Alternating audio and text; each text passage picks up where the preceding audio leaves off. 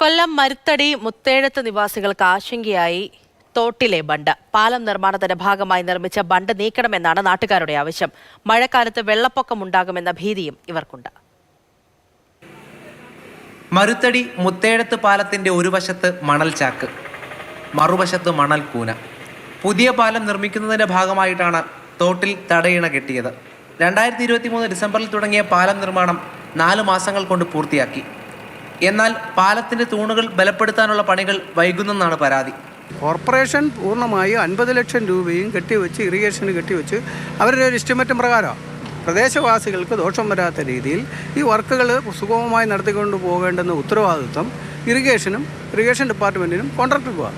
തോട്ടിലെ തടയിണ നീക്കിയില്ലെങ്കിൽ പ്രദേശത്ത് വെള്ളപ്പൊക്കമുണ്ടാകുമെന്നാണ് ഇവരുടെ ആശങ്ക.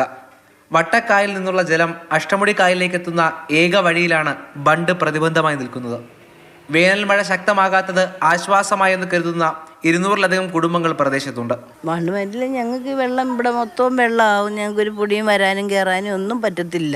പുതിയ പാലം വന്നാൽ കുറച്ച് വെള്ളമൊക്കെ ഒഴിവാകും. പാലത്തിലേക്കുള്ള അപ്രോച്ച് റോഡിന്റെ പണിയും പൂർത്തിയായിട്ടില്ല. കരാറെടുത്തവരുടെ മെല്ലെപ്പോക്ക് കാര്യങ്ങൾ വൈകിപ്പിക്കുന്നെന്നാണ് വിമർശനം. കാലതാമസം ഇല്ലാതെ തന്നെ ഈ പണി പൂർത്തിയാക്കി തരണമെന്ന് ഇറിഗേഷൻ ഡിപ്പാർട്ട്മെന്റിനോടും കോൺട്രാക്ടറോടും നമ്മൾ ആവശ്യപ്പെട്ടു. പക്ഷേ എന്തുകൊണ്ടോ ഇപ്പം മഴ അടുത്തെത്തിയിട്ട് പോലും വളരെ നിസ്സംഗമായ ഒരു നിലപാടാണ് ഈ കാര്യത്തിൽ ഉണ്ടായിക്കൊണ്ടിരിക്കുന്നത്. പാലം പണിയുടെ സൗകര്യത്തിനാണ് ബണ്ട് നിർമ്മിച്ചതെന്നും മഴക്കാലത്ത് തോട്ടിലെ നീരൊഴുക്ക് പരിഗണിച്ച് ബണ്ട് പൊളിച്ചു നീക്കാൻ നിർദ്ദേശം നൽകുമെന്നും ജലസേചന വകുപ്പ് അധികൃതർ പറഞ്ഞു. മഴക്കാലം എത്തുകയാണ്. അധികം വരുന്ന ജലം അഷ്ടമുടി കായലിലേക്ക് പോകേണ്ട ഏക വഴിയാണ് ഈ സ്ഥിതിയിലുള്ളത്. ആളുകൾ വെള്ളപ്പൊക്കമുണ്ടാകുമോ എന്നുള്ള ആശങ്കയിലാണ്. ഷാനവാസ് ഫരീദിനൊപ്പം രാഹുൽ ജി നാഥ്, മാതൃഭൂമി ന്യൂസ്, കൊല്ലം.